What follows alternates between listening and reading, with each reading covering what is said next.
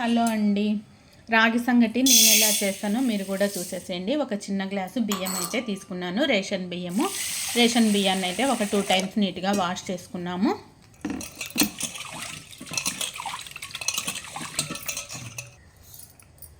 మనం ఏ కప్పుతో అయితే బియ్యం తీసుకున్నామో అదే కప్పుతో ఒక 7 గ్లాసులు అయితే వాటర్ తీసేసుకొని ఒక హాఫ్ అన్ అవర్ బియ్యం బాగా నాననిచ్చి అలా స్టవ్ పైన పెట్టేసుకున్నామండి. బియ్యం బాగా నానిన తర్వాత ఇలా స్టవ్ పైన పెట్టేసి అలా మూత పెట్టేసి పొంగు రానిద్దామండి.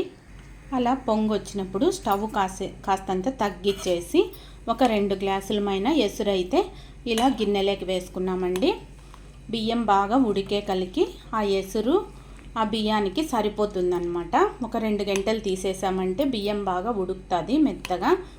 ఈ టైంలో అయితే ఇలా ఎసురు తీసిన తర్వాత రుచికి తగ్గట్టు కొంచెము ఉప్పు అయితే వేస్తాను. ఇప్పుడు బాగా ఉడకనియాలి ఆ బియ్యాన్ని.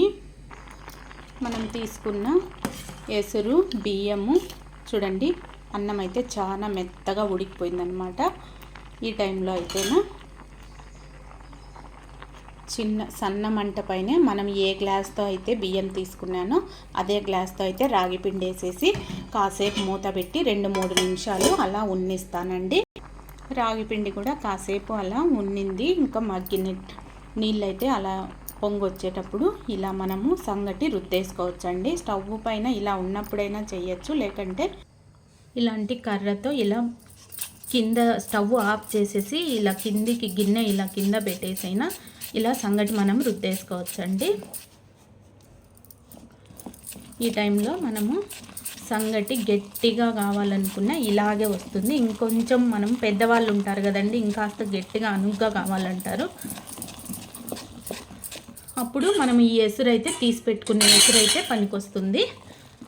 నేను తీసుకున్న వాటర్ అయితే సరిపోయిందండి సంగటికి.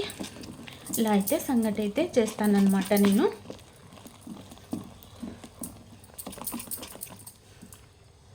చూడండి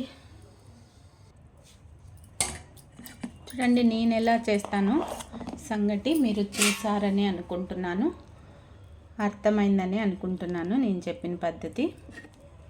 ఇలా సంగటి అయితే పెట్టేసుకొని పప్పు చట్నీ వేసుకొని తింటే రాగి సంగటి సూపర్ టేస్టీగా ఉంటుందండి.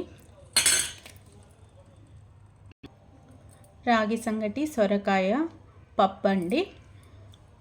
నేను ఎలా చేశానో మీరు చూసారు. మీరు ఎలా చేయాలో అర్థమైందని అనుకుంటున్నాను. ఈ వీడియో నచ్చినట్టయితే లైక్, షేర్, సబ్స్క్రైబ్ అండి.